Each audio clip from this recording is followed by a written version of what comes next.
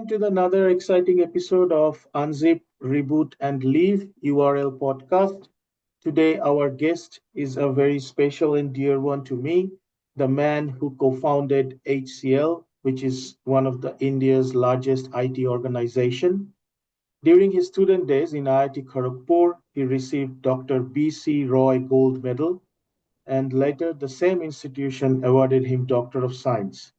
In 2001, he was awarded Albert Einstein Technology Medal, and Indian Institute of Engineers awarded him as Eminent Engineering Personality. He is in many boards and mentors to education and healthcare institutions and startup. It's my honor and privilege, sir, to talk to you today. Please welcome Arjun Malhotra. How are you today, sir? Very well, thank you, and thank you for that very kind introduction. By the way, I Okay. don't know if you're aware that the Australian cricket team wears an HCL logo. Yeah. It's a HCL Tech now. Yes. Okay. Uh, I know in Western audience or maybe in India these days, calling by name the guest is kind of a ritual now. It's very awkward to me. I don't want to do that. So I will call you sir or Sirji. I'm saying it. It's not a request. Yeah. Okay. Okay. I'm in the US where everyone, even kids, call their parents by first name. So, it's So be it. Good on them, you know. Okay. So in our conversation, we will talk about how you think our future is for our youth, how uh, like the whole cybersecurity or technology or agriculture, where the whole world will shape by itself. So the whole conversation we will divide into three parts. First is India segment, second is US because everyone look towards US, and last is global aspect of whatever is happening. Okay, so we will start with India segment. Okay, first, as you are like educated in various parts of the world and working with Indians, being an Indian, what is your opinion about higher education inflation in India? Because a lot of graduates, a lot of engineers are coming. Issues are sometimes quality, you know, and numbers sometimes. So, what is your opinion? yeah. So the problem is in the undergraduate, not the graduate level. There are very few institutions that give graduate level education. Yes, you can't equate everyone to the Indian Institute of Science or the IITs, but the problem in India is that we produce some 2.2 million engineer undergraduates every year, right? A lot of them are in colleges that have come up that don't even that have a building but don't have adequate trained, qualified staff, faculty. We are seeing that change now. A lot of IITians I know, people like me who are in the mid 70s, who retired in India. People retire fairly early, as you know, have gone into teaching. While they may not be quote unquote qualified teachers in terms of having PhDs and stuff, but they really come from industry and probably do as good, if not a better job of training people and making them more relevant for jobs. I think the other thing that happened was many years ago, a gentleman called Krishna Vedula from IIT Madras. He was a professor at UMass Lowell, and he came up with a program that is called IUE, Indo-US Collaboration for Engineering Education, IUCEE.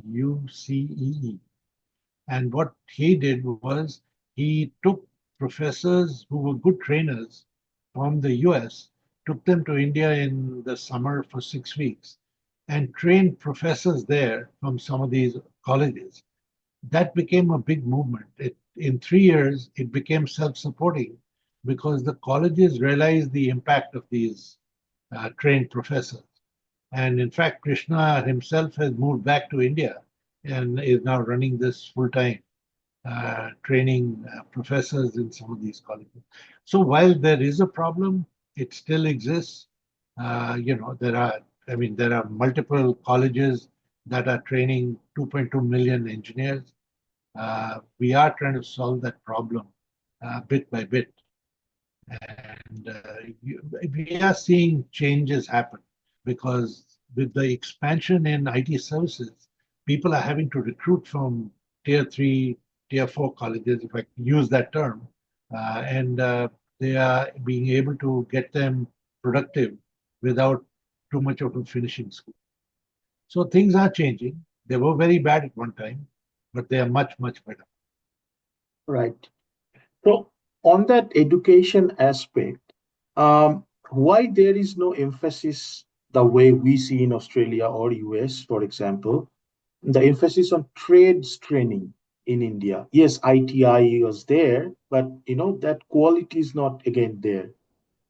Yes, absolutely. And that is something that I think CII, Confederation of Indian Industries, had taken out a paper in 2000, where they actually said that India will have 2 million excess engineers and MBAs, but will be 13 million short in trades. And so, okay, there has been a bit of a, uh, uh, how do I put this? So what happened is these ITIs, when they came up to train people to become trade professionals, were at the suburbs in the corner of cities, and as cities have expanded, these have become in the middle of the city, and a lot of them are sitting on very valuable land. Traditionally, ITIs came under the Ministry of Labor, and the labor ministry used to take out unemployment indexes, which they got from these ITIs. Right. Right. Uh, Sorry, let me put this out. Yeah, sure. Yeah. And what happened was when they wanted to integrate education all the way from schools to higher ed under the Ministry of Education, the Ministry of Labor had some resistance in getting that done. Right. But what has happened is the National Skills Development Council has been set up. They have done it's like they did for Aadhaar card, which was put under Nandan Nilekani. They Yes. put this under Ramadurai, who's ex-TCS head. And a fair amount of action has happened. A lot of work has happened. There are a number of models. In fact, the IITians stepped in and started something called PARFI. It's Pan IITians Action for India. It is a not-for-profit organization. You can see it under parfi.org. We did sign a PPP, a private-public partnership with the government of Jharkhand. That was very successful. 5 other governments have now signed MOUs. We've started Bihar and Assam as soon as we can get the right people to come in and head those operations. I'm on their board, so I'm pretty closely, well, I have a good idea of what they're doing. Yeah, there's some very interesting work going on there. It is still, how should I put it? 30 million is a huge number. And, so it's not that we've solved the problem, but we have given a model that will help solve the problem. And the government is putting a lot of energy and resources and money behind getting this done. Right. Okay. Good. That's a good. So that means last, at least like last 1 decade, things are moving much faster than what it used to be, at least. Yes, and the Delhi government has started a university for skilling. They Right. felt that if they call it a university, people will be more amenable to skilling. Their problem actually is fairly simple in the sense they have 80,000 kids who drop out of high school. And out of the kids who graduate from high school, 120,000 kids every year don't get into college. And so they have a problem of getting jobs, training and getting jobs for 200,000 kids a year. that is a manageable number, right? You go to a state like UP or Madhya Pradesh, the numbers there are, multiples of that. Yes. And so Yes. Delhi has started a university, a skilling university. Uh, I was sort of involved in the planning, and that is starting to. Now, what we are trying to do is try to skill people for industries that are in and around Delhi, so that they stay there, and the cost of living goes down because they don't have to move to a new place and rent a place, and all that stuff. So, uh, we're trying to solve lots of problems in one shot. Right. Right. Okay. Now, next is in Australia, definitely, I personally have seen for last 1.5 decades about the Indian executives in Indian organizations, not that much in outer Indian organizations as such, but with this like Indian CEOs in Silicon Valley, things are definitely changing. Things like we also getting a bit of a vibe on that also here. What is your uh, like perception or your opinion on Indian senior executives in terms of trust and brand building? So, I'd like to say that the US and Australia are different because, let's say, when I graduated in 1970 from IIT Kharagpur, no one thought of going to Australia to do graduate studies. Everyone thought of going to the US. So, Indian engineers from the IITs and organizations like that have been in the US for a long time. And a lot of them have grown in organizations and taken over as CEOs. Now, Australia was a little different. Australia, people only came much later. So you've got to give them time to get established, number one. Number two, Australia had, I don't know if it has, but it had an immigration policy where only qualified people could immigrate, right? And in my view, and I've been to Australia quite often, uh, you get comfortable very quickly in Australia. And that tends to take away the fire that most people have to do things. You know, I mean, I hate generalizing something like that, but I guess it's a mix of uh, uh, a lot of my friends are very comfortable doing what they're doing. They are entrepreneurs.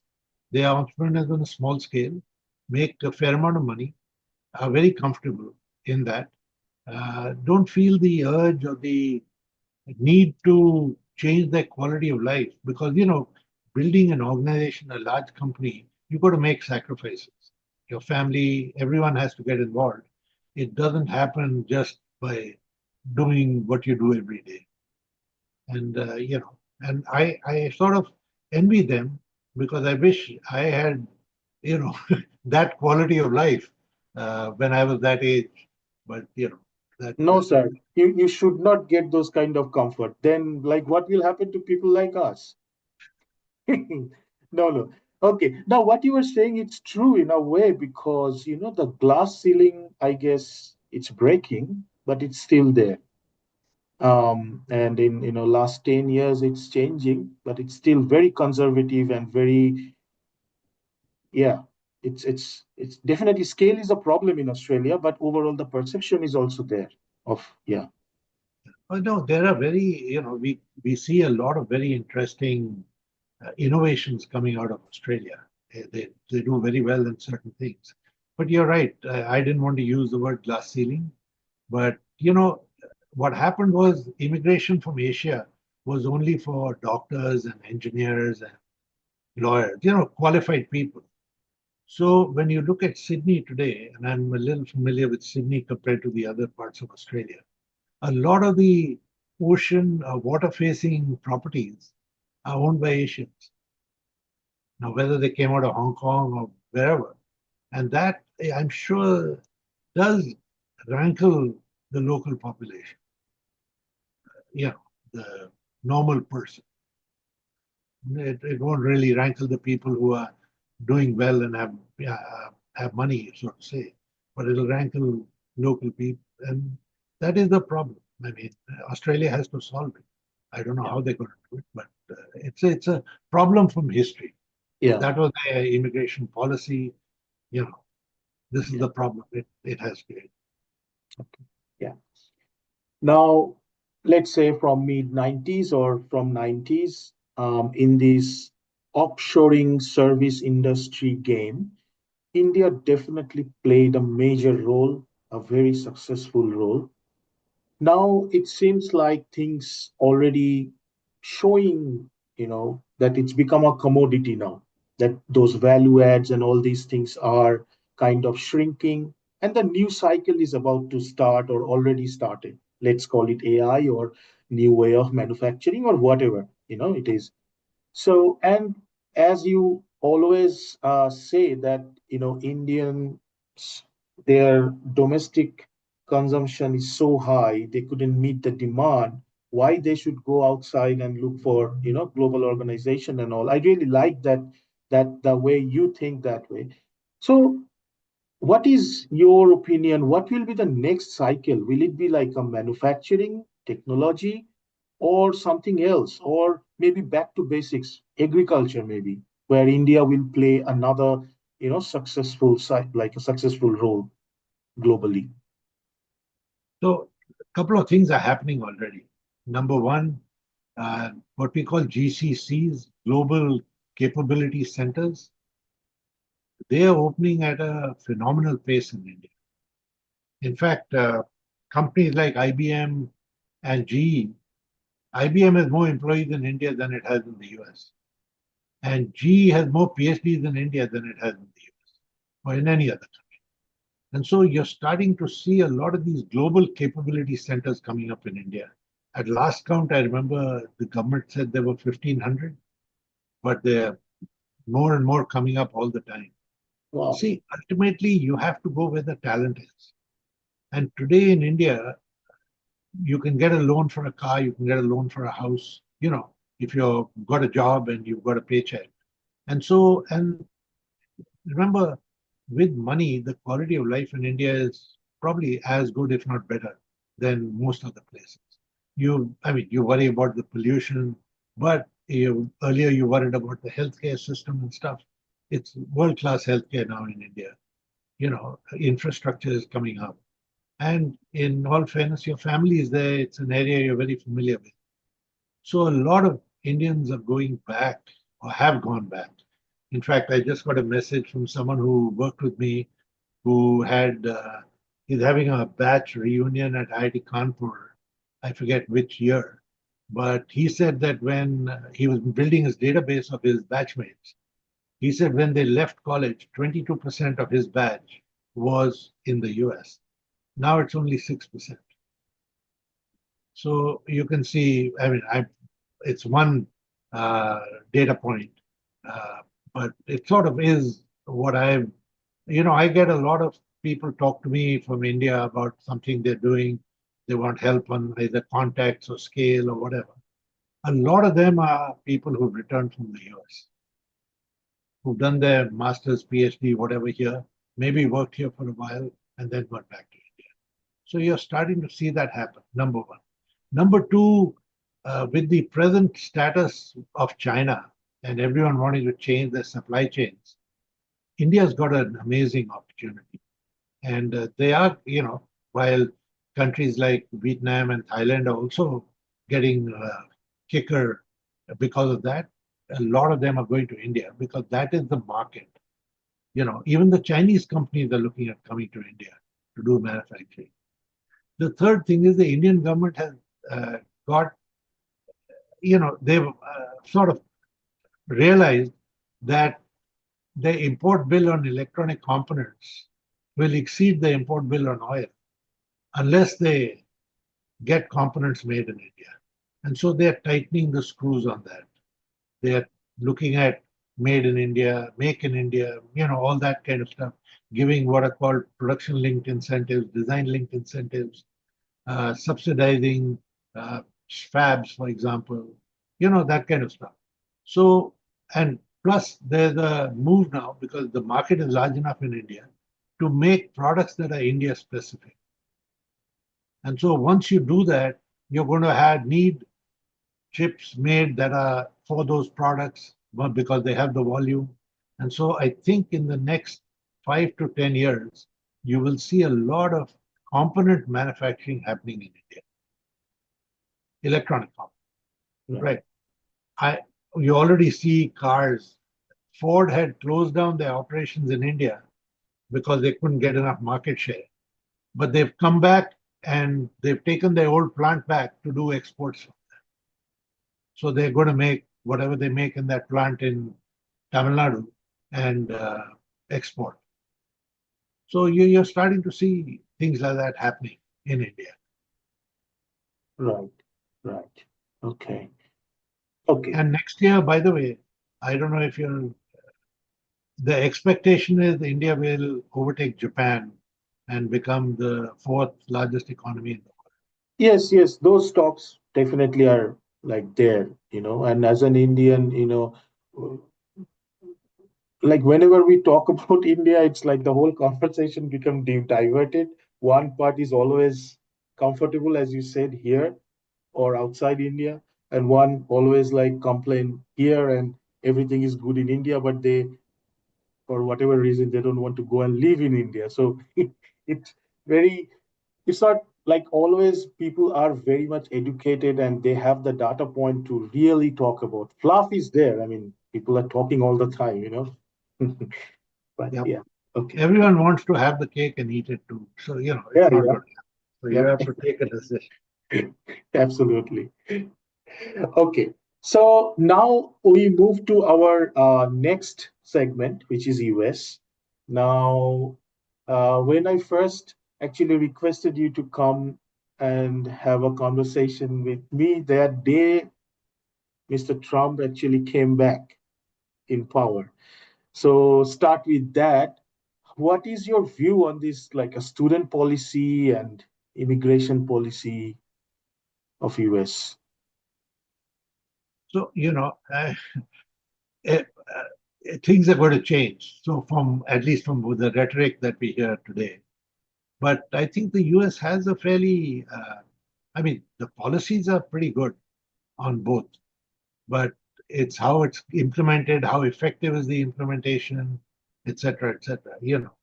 Uh, the fact that you have a leaky border down south. The problem is also a lot of industries can't do without that labor. So let's say California, all the agriculture is done by uh, labor from Mexico that comes in on temporary work visas, right? A lot of that is starting to, yeah, and it's not just here, the meat packing plants all over, even the big Republican states, for all their rhetoric, have a lot of uh, labor. See, they're jobs that traditional Americans will not do, that these undocumented uh, And so I'm not sure you can talk about it and yell about it, but I'm not sure how effective it'll be. My guess is, and again, I'm not in politics, but my guess is that what they will, if they deport people, it'll be the people who have a criminal record or have some kind of criminal record who are undocumented, right? And it's a good idea to deport them because you don't want undocumented criminals coming in. Right. In immigration, in your policy, you try and eliminate that. And so I think that's what will happen. So the rhetoric will actually boil down to that, in my view. And I'm not an expert in any sense. On education, while they want to restrict uh, people coming in, what's happening in most universities is they need more full uh, students who pay the full amount for tuition, the tuition Okay. fee. Not because if I pay California taxes and I go into the University of California system, I I get in at a fairly low price. I mean, I don't know what it is today. I know it's pretty high, but I know when my daughter, who's now 50, went through college, Now it'll be 30 years ago. Stanford, I used to pay $7,000 a quarter. And my son went through UC Santa Cruz. And for that education, I paid $1,250 per quarter. So the difference was and is quite substantial. So to survive, and with their budgets being cut, the state universities are looking for more and more full tuition paying students, which means that the number of students from their local state goes down, and that causes its own problems. And education has become, from what I understand, it costs over $100,000 a year to get educated in the US. And so student loans are given fairly, lots of student loans. And I think President Biden is hoping and planning to uh, give them some relief. And I think he will do that before he leaves office. Mm. Because this like spending on education, this expenditure is going high in all over the world, I guess. In India, it's like too much. In Australia, also things are really, really expensive. When we came, I studied here, and that time, initial, like the payment, my dad did it in the first semester. It's okay, it's manageable. Okay, I mean, I'm not saying it's like nuts, but it's manageable. Now it's like going to the roof. Even the local students with X and all, people are complaining that it is taking like 20, 30 years to pay off those loans. So In India, for example, when I did my engineering, it was a 5-year program. My tuition fees for 5 years was 1,000 rupees. It was 200 rupees a year. Okay. Today it's 500,000 rupees for the same, and it's 4-year program. still, Right? it's nothing. It's yeah. I mean, I feel embarrassed to say my room cost me 500 rupees over 5 years, and my tuition fees was 1,000 rupees over 5 years. And you're probably one of the best undergraduate schools in the world. Yeah, true. It's rated Yeah, and recognized as yeah. such. All right. Okay. Good. So next is because typically the biggest manifestation, the biggest example in front of our eyes is BYD, the electric car company, how insanely it is coming and taking over, you know.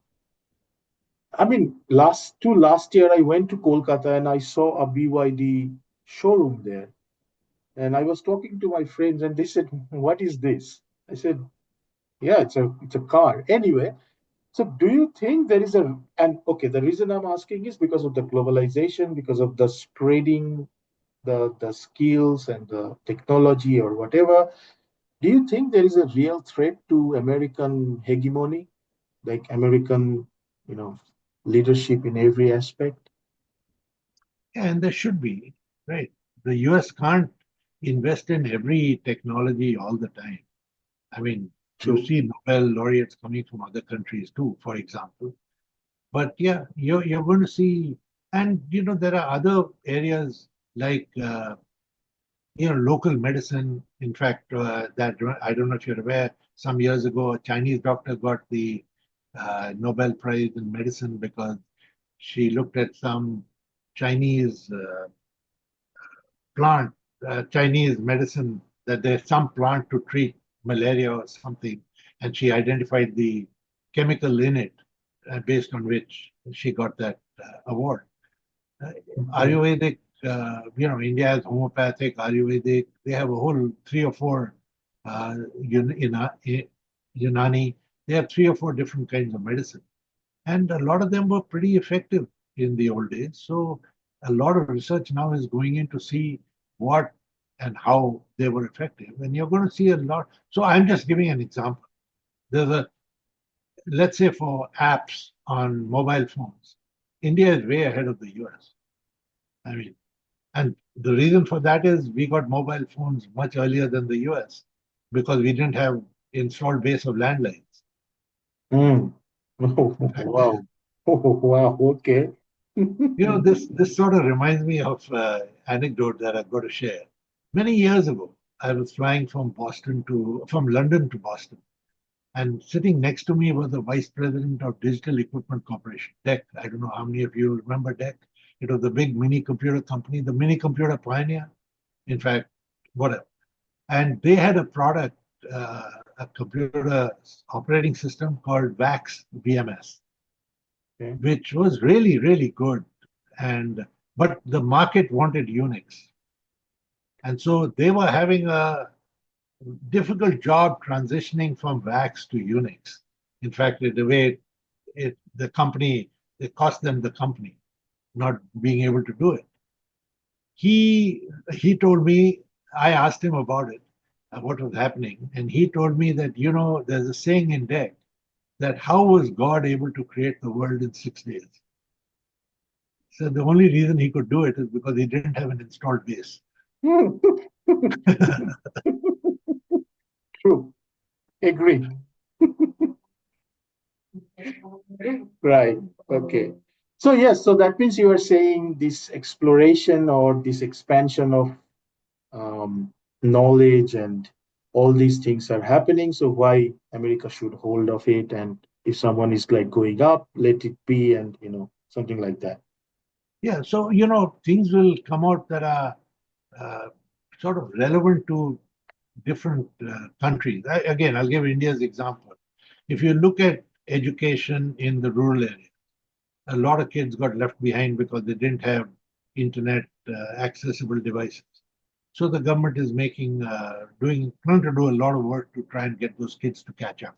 Mhm. So now, if I have to give them tablets, for example, right, I need them to be repairable, which the present tablets aren't because they're sealed.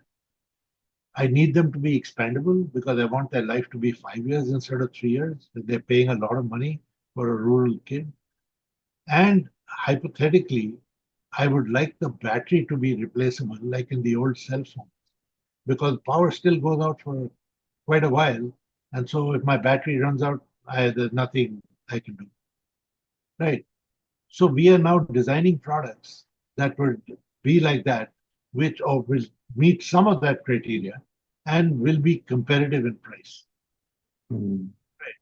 Now, when you look at that, it it is going to you're going to step into a technology that is very different to what is required in the West.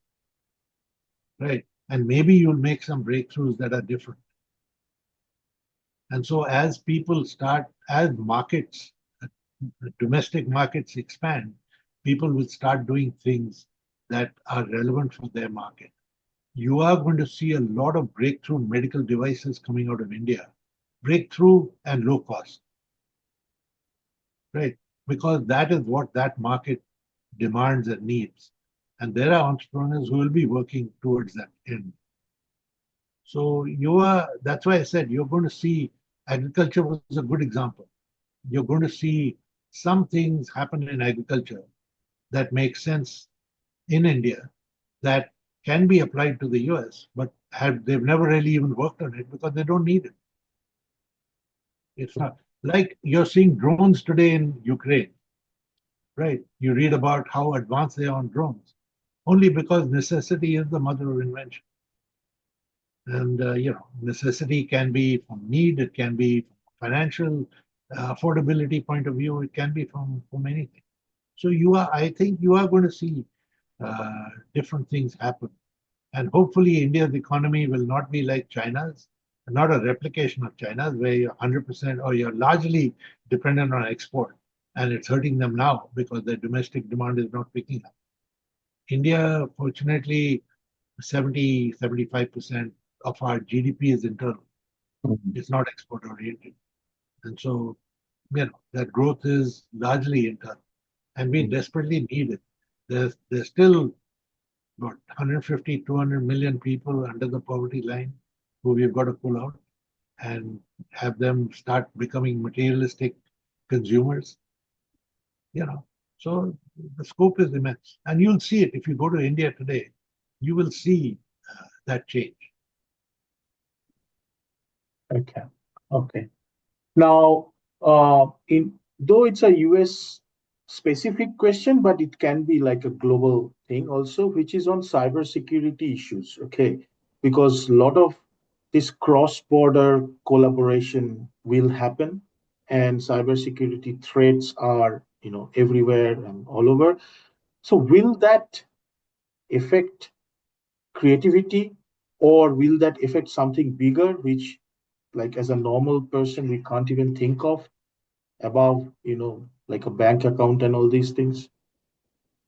So I think, yeah, cybersecurity is the problem. Part of the problem is hackers are smarter than people who are writing the code to stop them. But it'll keep innovating. Already we talk about microsegmentation, we talk about zero trust, we talk about a lot of things that we are doing to keep our computers safe from cybersecurity threats. In fact, I work with a number of companies in that area, and there's some amazing stuff that they are talking about and doing to stay secure, so to say. I think you'll see some amazing developments in cybersecurity. Uh, right now, you've got to have a bouquet of solutions to be secure, and even then, you feel you're not that secure. But yeah, you're going to it'll happen. Yeah. People are working very hard at it, and you will see a number of very interesting products come out. I think what you're also going to see is very interesting ways of storing power. Batteries are probably the most inefficient way of doing it. There's some work going on where people are trying to store energy in air. You Okay. know, so there's lots of I mean, I would think science fiction type work that's Yeah. happening, uh, and there are people willing to fund it. That's the other important to try and get these breakthroughs. In fact, I was talking to an Indian engineer, PhD from MIT recently, and he's got a way of he's got a little plug-in behind his ear where your thoughts can go straight to the computer, or you know, so you can answer something by thinking about it, and the computer will print it. So there are lots of things going. So now we will talk about this global segment. Why educated, or is there any possibility that educated elite does not create a movement on universal free health and education? The lobbies are too strong. The lobby, ultimately, the way democracies work is politicians need money to, uh, to be able to go and uh, stand for politics or stand for uh, a position. And that money has to come from somewhere. And it really comes from industry. But it's a quid pro quo. If I give you the money, I expect you to give me a return. And how does that return come? So, which is one reason why today you don't see too many politicians do what's right. You know, Okay. they do what they are in a way pushed to do. And I'll give you a great example. And this people, I mean, the CEO of that company in Europe that makes Wegovy, that drug which gets you to lose weight, you know, he said that a month's supply in the UK is $95. A month's supply in Germany is $149, if I remember the numbers right. And a month's supply in the US is $1,396. Right. And he is saying this on TV, in a TV interview in public. Right. And the reason is very simple. Why is the price? And the US is probably a bigger market than either the UK or Germany. And why is it so high? It's because of the lobby. And the US, in fact, it's illegal for me to get the same drug from Canada because it's cheaper in Canada. So, you've got, I mean, you look at it, it's completely irrational. I think they'll wake up a little bit now I don't think it needed something like this. That CEO of United Healthcare, one of the big insurers, healthcare insurers, got shot and killed. They've caught the person who did it. He's suddenly become a folk hero Yeah. because people are so upset with the health insurance system, right? It's just crazy when you look at it. India, that way, I think, has done a great job. It's free health for, in the sense, if you can't afford it, it's free. The government pays the institution. In fact, I know a number of companies that were doing cancer identification and treatment, and they were only in the big cities. They have now started to go to smaller cities because this government reimbursement makes it profitable for them. And so, and there are models like Kaiser Permanente here in the US, which is a foundation that does integrated healthcare. Uh, Maybe that's a good model if it's run properly. I don't have that answer, but I agree that healthcare is a fundamental right, and that it's something that governments, countries have to give their people. I would think education should be a fundamental because ultimately education helps it. If you're not educated, you can't move out of that well that you're in, right? Uh, it's just I agree. I think both healthcare and education should be universal, should be free. So yeah, maybe slowly that movement. It is definitely, as you said, it is happening. Maybe we need more of that. Maybe when the world population will start decreasing, everyone is saying it won't touch 9 billion. I think universe might shape Yeah. itself in. So in the US, the Affordable Care Act, which everyone calls Obamacare, because it happened during his time, it was a major thing that he got through. The model was very simple. Young men below the age of 24 or 26 or whatever don't buy health insurance because they're not going to be too sick or whatever. Whenever they're sick, they go to emergency. Emergency can't turn them down, right? And so they get it done there. So they don't feel they have to pay for health insurance. Whereas health insurance companies will not insure people who had a pre-existing condition. So let's say if I immigrated from India and I have a heart condition, I can't get health coverage here. Okay, health insurance, Mm. basically. So what he did was, and there are 13 million Americans who have pre-existing conditions. So what he did was he said, you've got to take people with pre-existing conditions, and we know you're going to lose money doing that. So he said it's compulsory for everyone, even young men till the age of 24, to get health insurance. And if you don't get health insurance, then we'll tax you. So the whole idea was to try and balance it out. Now the Supreme Court here said that they don't have to pay it. It's a fundamental right that whether you pay or not for insurance. So you can't force them to pay insurance. And so but they didn't take the other part away. So insurance companies now have to insure pre-existing conditions, and it probably hurts them in some way. So people try and do some of these things. They try and get it in work. They try and model it so that it works in their environment. It isn't always successful because in a democracy there are multiple. I mean, who would have thought the Supreme Court would come in and interpret it in a way, and they interpret the law. They're not interested in what you're trying to do from an economic point of view. Mm. So, yeah. So these are things that happen. Okay. Yeah. Okay. And how do you see the social media? The reason I'm asking it because it's though a lot of talk, you know, Facebook is this, Facebook is that, TikTok is doing this and that, but social media is like you can't hide it basically. So in next decade on youth politics, business, what is your opinion like how that social media will shape or impact on those things? I've got two teenage grandchildren. I can't talk to them because they're on something or the other all the time. Mm, They also send me messages with abbreviations that I just don't understand. mm, Okay.